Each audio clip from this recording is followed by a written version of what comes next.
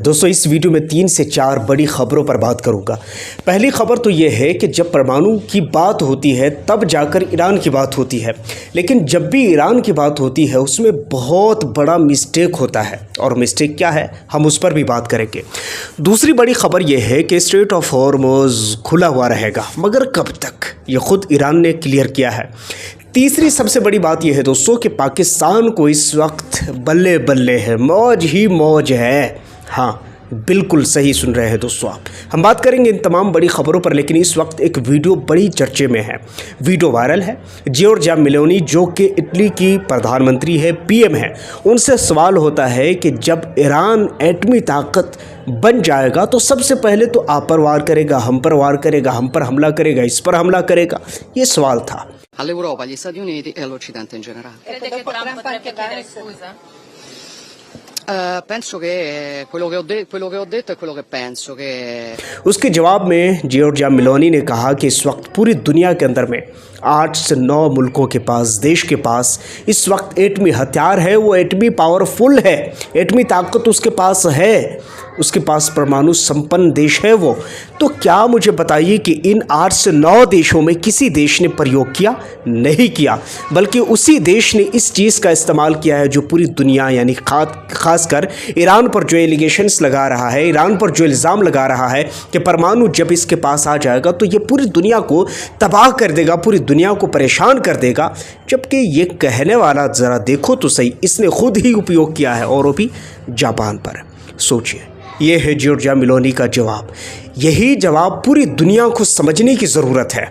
यही तो हुआ है लीबिया के साथ, यही तो हुआ है शाम के साथ, यही तो अफ़गानिस्तान, इराक़, ईरान के साथ हो रहा है।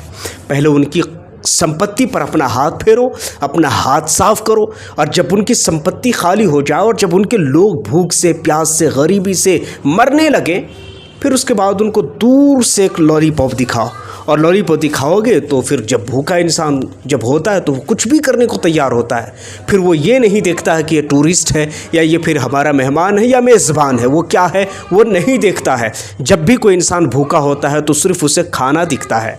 और सेम यही चीज़ हुआ है आज यमन के साथ, आज ईरान के साथ, लीबिया के साथ, शाम के साथ, इराक़ के साथ। उनके पूरे ख़जाने को लूट कर अपने जेब में अपने पेट को भर लिया गया और बाद में उनको कह दिया गया ये तो बस साइड लाइन, और डेडलाइन जारी कर दिया गया कि भाई यहाँ पर जाओ मत, यहाँ डेंजर जोन है, ये यहाँ पर अगर गए तो ख़तरा है।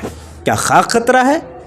यही सियासत, यही पॉलिटिक्स लोगों को समझने की ज़रूरत है। स्ट्रेट ऑफ हॉर्मुज़ के बारे में ईरान ने खुद, यानी कि जो इस वक्त सैयद अब्बास अरागची है, उन्होंने खुद कहा है कि स्ट्रेट ऑफ हॉर्मुज़ उस वक्त तक खुला रहेगा जब तक ईरान और लेबनान पर हमले बंद हैं। जैसे ही लेबनान या ईरान पर हमले हुए तो स्ट्रेट ऑफ हॉर्मुज़ को क्लोज़ कर दिया जाएगा, बंद कर दिया जाएगा। और इस चीज़ को लेकर के ट्रंप ने खुद थैंक यू कहा, और थैंक यू क्या कहा इससे पहले वाली वीडियो में मैंने बता दिया है। अगर आपने वो वीडियो नहीं देखी तो आपको वो वीडियो ज़रूर देखना चाहिए। ईरान के सैयद अब्बास अरागची ने यह बात क्लियर किया है कि उस वक्त तक जब तक कि युद्ध विराम है तब तक के स्ट्रेट ऑफ हॉर्मुज़ खुला हुआ रहेगा, और हर किसी के लिए। पाकिस्तान के लिए बल्ले बल्ले कैसे? अब ये भी सुन लीजिए। पाकिस्तान के बारे में ख़बर आ रही है कि उनकी टैंकर घुस भी गया, आ भी गया, जा भी गया, मतलब इन भी हो गया और आउट भी हो गया।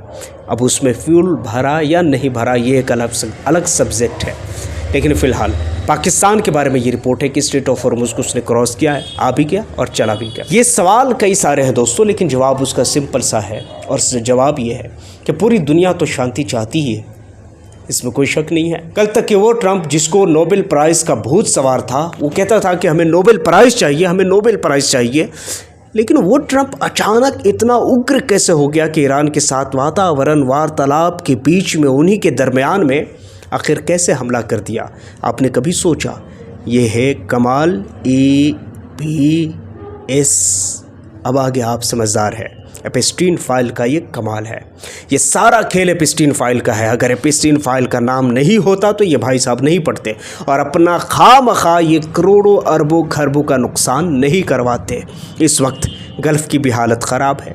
हालत तो ख़राब होनी ही है, क्योंकि जहाँ पर एक छोटा सा पटाखा फूट जाए तो लोगों को लगता है कि भाई यहाँ पर क्या हुआ है, यहाँ पर तो दिन रात यही गेम खेला जा रहा है और यही खेल खेला जा रहा है, तो इनके हालत अच्छे कैसे हो सकते हैं। खैर, आप क्या सोचते हैं इस बारे में नीचे कमेंट सेक्शन में ज़रूर बताइएगा।